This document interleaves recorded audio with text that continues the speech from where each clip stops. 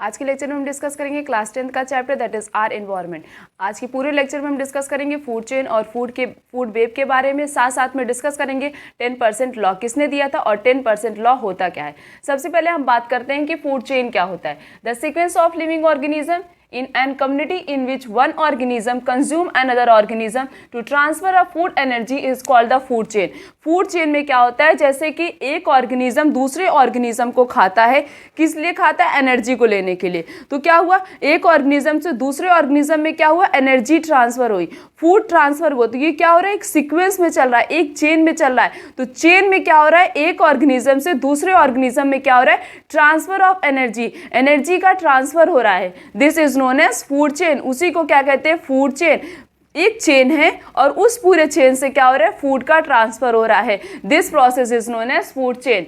आज simple word में अगर हम बात करें, we can say that the who eat whom, किसने किसको खाया। सिंपल वर्ड में अगर हम बात करें किसने किसको खाया, उसे हम क्या बोलते हैं, उसे हम कहते हैं फूड चेन। अगर एग्जाम्पल की बात करें, जैसे ग्रास है, ग्रास को किसने खाया, डियर ने, ठीक है, किस लिए, एनर्जी। तो क्या हुआ, ग्रास से डियर में क्या हुई, एनर्जी ट्रांसफर हुई।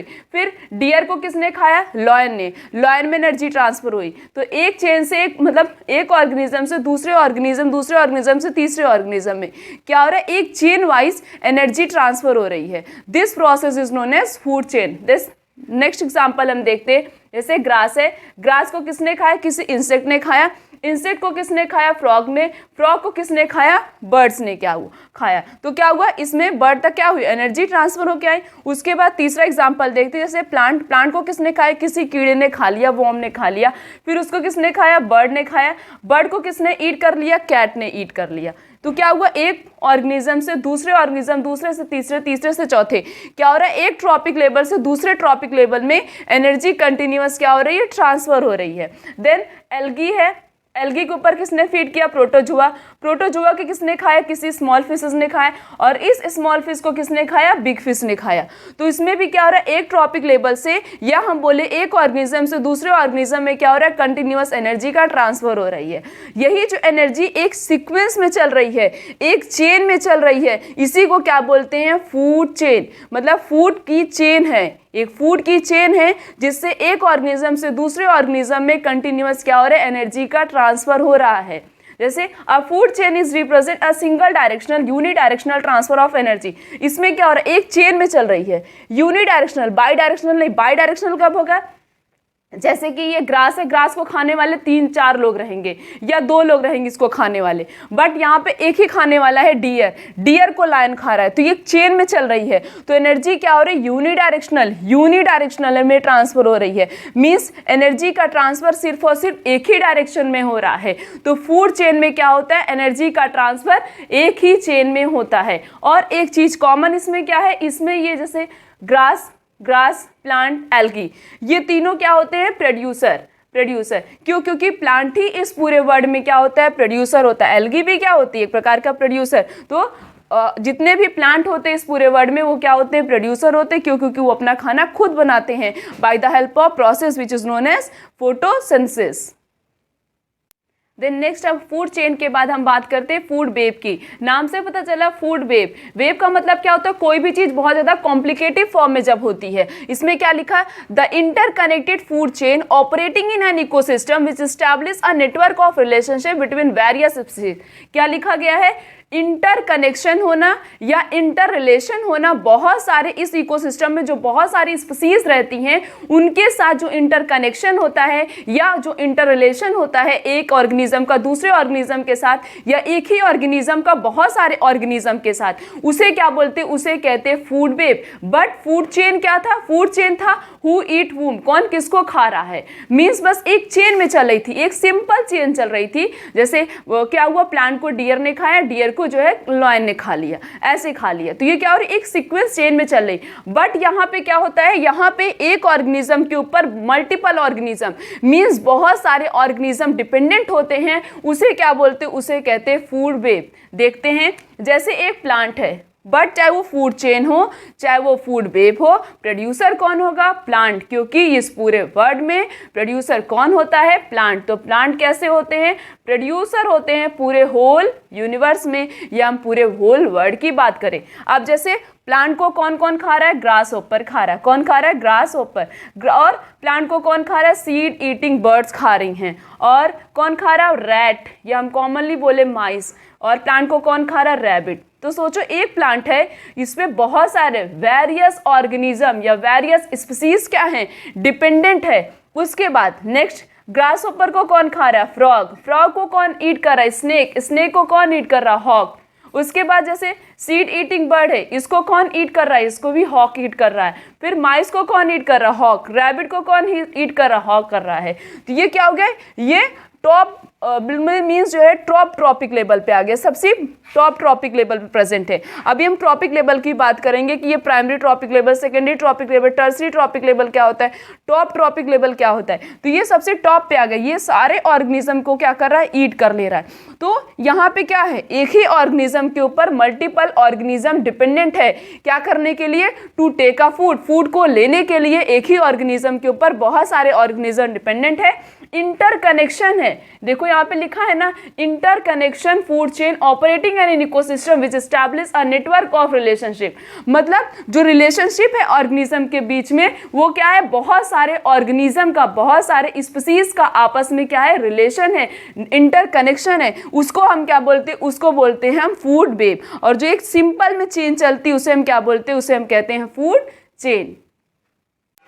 The next is trophic level. The various steps in a food chain at which the transfer of food take place are called trophic level. Trophic level क्या होता है? जैसे कि फूड चेन है, उसमें जो एक ट्रॉपिक लेवल से मीन्स एक ऑर्गेनिज्म से दूसरे ऑर्गेनिज्म में जो एनर्जी का ट्रांसफर हो रहा है, उसी को क्या बोलते हैं? उसी को कहते हैं ट्रॉपिक लेवल। अब जैसे एग्जाम्पल लेके समझते हैं, प्रोड्यूसर कौन होता है? प्लांट। ऐसे समझते दोनों यहाँ पे लेके, जैसे प्रोड्यूसर क्या हो गया? ग्रास हो गया, ठीक है। अब ये क्या हो गया? इसे कहेंगे हम फर्स्ट ट्रॉपिक लेवल। क्या बोलेंगे? फर्स्ट ट्रॉपिक लेवल, ठीक है। प्रोड्यूसर को खाया किसने? इंसेक्ट ने खाया। इंसेक्ट को क्या बोलेंगे? Second trophic level. इंसेक्ट को क्या बोलेंगे? Second trophic level. और ये सेकेंड ट्रॉपिक लेवल ये जो इंसेक्ट है, ये क्या है? हार्बीवोर्स। क्या है? हार्बीवोर्स। उसके बाद इंसेक्ट को किसने खाया? फ्रॉग ने खाया। किसने खाया? फ्रॉग ने खाया। फ्रॉग को क्या बोलेंगे? फ्रॉग क्या एक प्रकार का कार्निवोर्स है, कार्निवोर्स है फ्रॉग। इसे क्या बोलेंगे? Third trophic level. ये क्या आ गया? फ्रॉग किस में आ गया? Third trophic level. फ्रॉग को किसने खाया? जैसे बर्ड ने खाया, तो कार्निवोर्स क्या हो गया? फ्रॉग हो गया। टॉप कार्निवोर्स क्या हो गया? बर्ड हो गया। और बर्ड को क्या बोलेंगे? बर्ड किसके अंदर आ गया? फोर्थ ट्रॉपिक लेवल के अंदर। फर्स्ट ट्रॉपिक लेवल क्या हो गया? ग्रास। सेकेंड ट्रॉपिक लेवल क्या हो गया? इंसेक्ट। थर्ड ट्रॉपिक लेवल क्या हो गया? फ्रॉग। फिर उसके बाद फोर्थ किसे बोलेंगे? हम बर्ड को बोलेंगे। तो ये स्टेप बाय स्टेप, जैसे एक ने इसको खाया, एक फिर दूसरे ने उसको खाया, तीसरे ने उसको खाया, तो ये क्या हो रहा है? एक ऑर्गेनिज्म से दूसरे ऑर्गेनिज्म, दूसरे से तीसरे, तीसरे से चौथे, क्या हो रहा है? कंटिन्यूअस एनर्जी का ट्रांसफर हो रहा है। उसी को क्या बोलते हैं? उसे कहते हैं ट्रॉपिक लेवल। क्या बोलते हैं? Trophic level. प्रोड्यूसर कौन था? ग्रास था, ठीक है। तो ऐसे भी हम सिंपली और तरीके से हम लिख सकते हैं, जैसे ये क्या हो गया? प्रोड्यूसर। उसके बाद उसको प्रोड्यूसर को जिसने खाया उसे क्या बोलेंगे? Primary consumer. फिर प्राइमरी कंज्यूमर को जो खा रहा है उसे क्या बोलेंगे? Secondary consumer. सेकेंडरी कंज्यूमर को जो खा रहा है उसे क्या बोलेंगे? Tertiary consumer. प्रोड्यूसर कौन है? प्लांट है।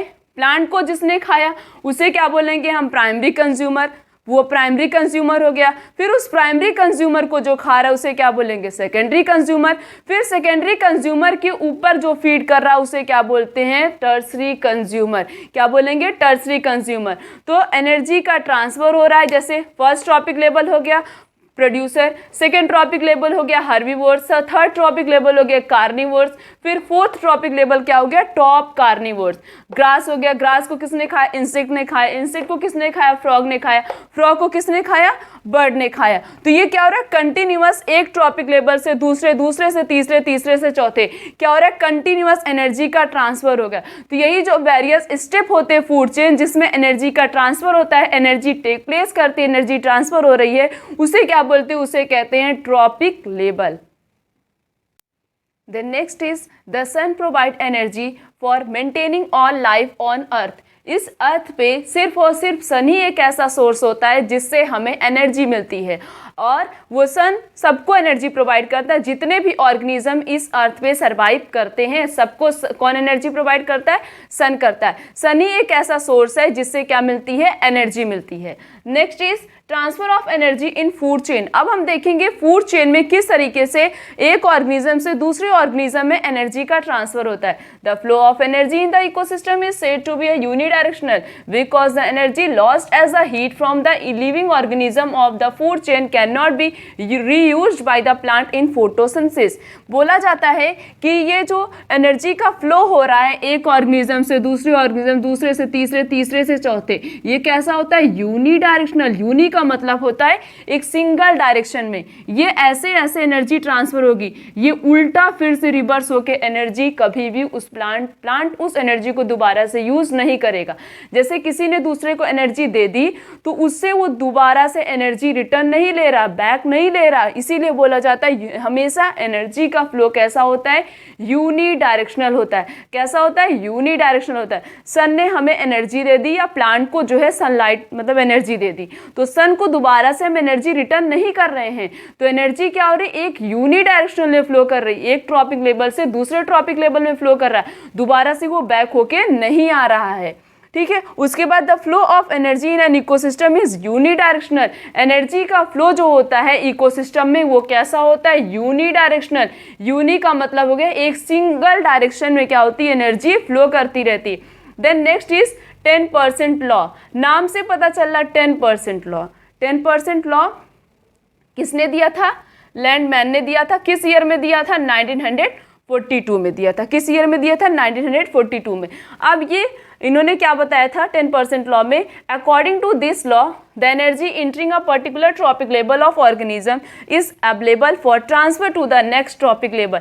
इन्होंने ये बताया था कि एक ऑर्गेनिज्म से दूसरे ऑर्गेनिज्म मीन्स एक ट्रॉपिक लेवल से फर्स्ट ट्रॉपिक लेवल से जब सेकेंड ट्रॉपिक लेवल में एनर्जी ट्रांसफर होती है वो कितनी होती है? सिर्फ और सिर्फ 10%।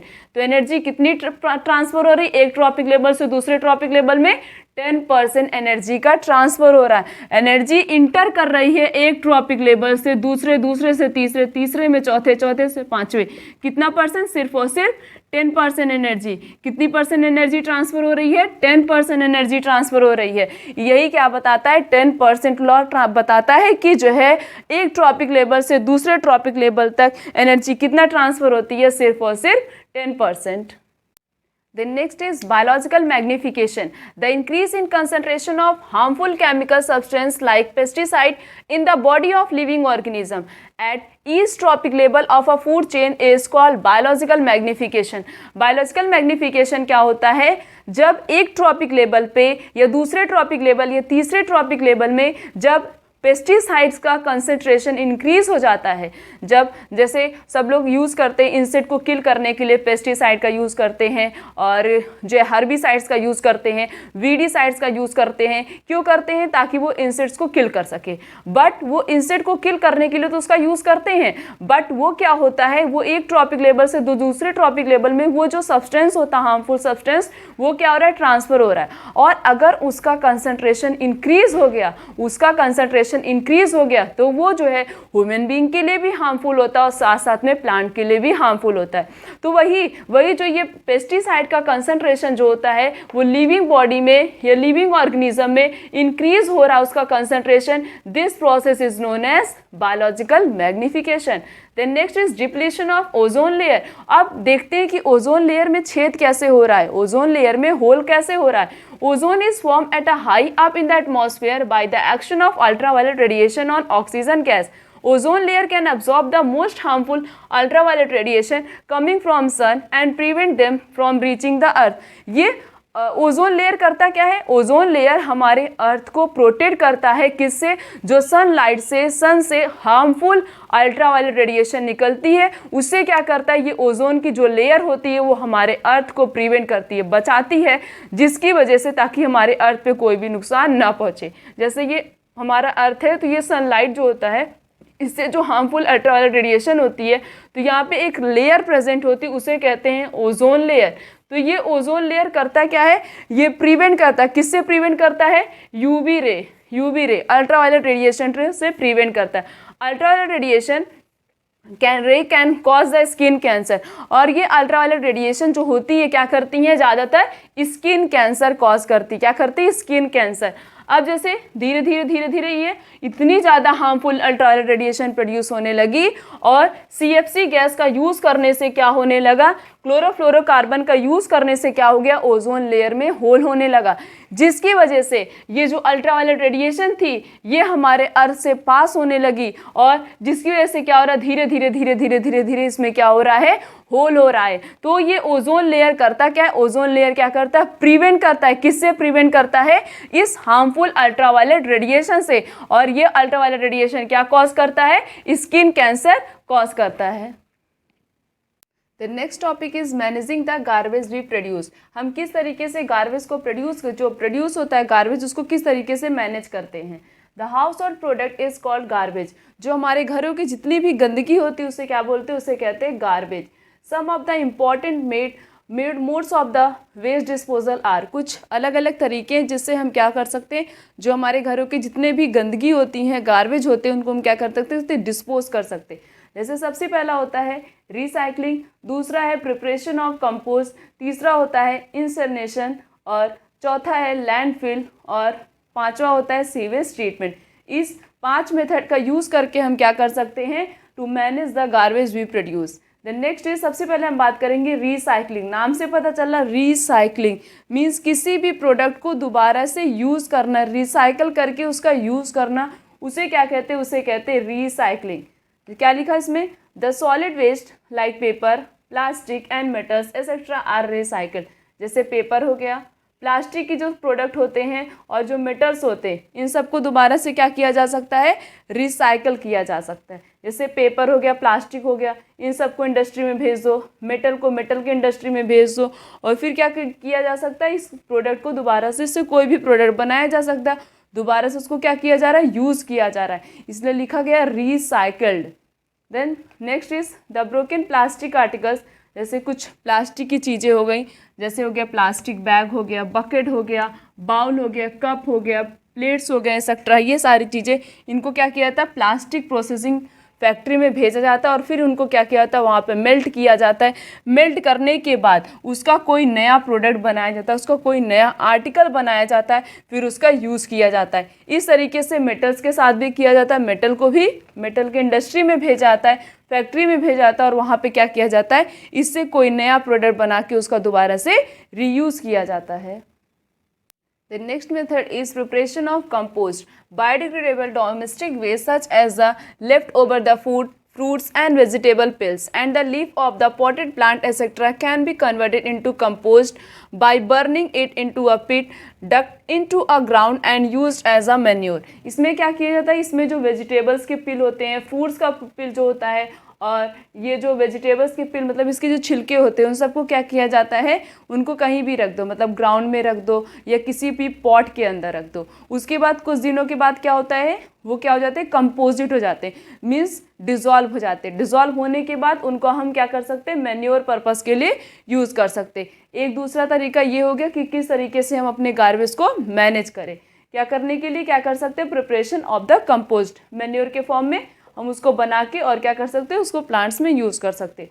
Then next method is incineration. It's means through a reducing as a ashes the burning of the substance at a high temperature to form a ash is called incineration. Incineration क्या होता है, इसमें क्या किया जाता है, किसी भी सब्सटेंस को हाई टेम्परेचर पे बर्न किया जाता है। बर्न करने के बाद जो एश लाइक स्ट्रक्चर का फॉर्मेशन होता है वो उसी को क्या बोलते हैं, रिड्यूसिंग टू अ एसेस। इस this process is use to destroy household wastage को भी यूज़ किया था डिस्ट्रॉय करने के लिए और केमिकल वेस्ट को भी यूज़ किया था और जितने भी हॉस्पिटल्स के वेस्ट होते हैं उनके लिए इस मेथड का यूज़ किया था। क्या किया जाता है, हाउस होल्ड वेस्ट को और केमिकल वेस्ट को और जो हॉस्पिटल्स के वेस्ट होते उनको क्या किया जाता है, उनको हाई टेम्परेचर पे बर्न किया जाता है। उसके बाद किसका फॉर्मेशन होता है, एश लाइक स्ट्रक्चर का फॉर्मेशन होता है। This process is known as incineration. Then next is landfills, the disposal of waste by putting it into a low-lying area of the ground and covering it by the earth. इसमें landfill में क्या किया जाता है, काफ़ी deep में क्या कर सकते हैं हम, लैंड में होल कर ले और वहाँ पे हम क्या कर सकते हैं, जितने भी वेस्ट प्रोडक्ट है उनको उसके अंदर क्या कर दे, डाल दे, उसके बाद फिर उसको सॉइल से क्या कर दे, कवर्ड कर दे। इसको क्या बोलते हैं, इसे कहते हैं लैंडफिल। ये चौथा तरीका है जिससे हम क्या कर सकते हैं, जो हमारे घरों के गार्बेज होते हैं उनको मैनेज कर सकते हैं। Next last method is sewage treatment. The dirty drain water containing a urine, and जो हमारे घरों से जितनी भी गंदगियाँ निकलती वेस्ट प्रोडक्ट, उसमें क्या होता है, यूरिन होता है, फीकल मैटर होता है, उसके साथ साथ और भी बहुत सारे वेस्ट प्रोडक्ट होते हैं। तो उनको क्या किया जाता है, उनको अंडरग्राउंड पाइप की हेल्प से क्या किया जाता है, सीवेज ट्रीटमेंट प्लांट में डाला जाता है, फिर उसको क्या किया जाता है, लेस पॉल्यूटेड बनाया जाता है। बहुत सारी टेक्निक होती है, उसमें एनारोबिक बैक्टीरिया को डाल दिया जाता है ताकि वो एनारोबिक बैक्टीरिया क्या करे, जितने भी उसके अंदर वेस्ट प्रोडक्ट है उनको क्या कर ले, वो डाइजेस्ट कर दे, और उससे बहुत सारी गैसेस सिक्रीट होती है। उससे वो जो गैसेस सिक्रीट होती हैं सीवेज ट्रीटमेंट प्लांट से, उससे क्या किया जाता है, उस गैसेस का यूज़ करके गोबर गैस बनाया जाता है। फिर उसका यूज़ कहाँ किया जाता है, for the purpose of lightning के पर्पस के लिए किया जाता है, और कुकिंग के पर्पस के लिए इसका यूज़ किया जाता है। तो हायर क्लासेस में हम अच्छे से स्टडी करेंगे कि एक्चुअली ये सीवेज ट्रीटमेंट प्लांट होता क्या है, और अगर हमें और भी तरीके, मतलब जो है किस तरीके से हम वेस्ट प्रोडक्ट को मैनेज कर सकते हैं, किस तरीके से हम अपने इन्वायरमेंट को नीट और क्लीन बना सकते हैं।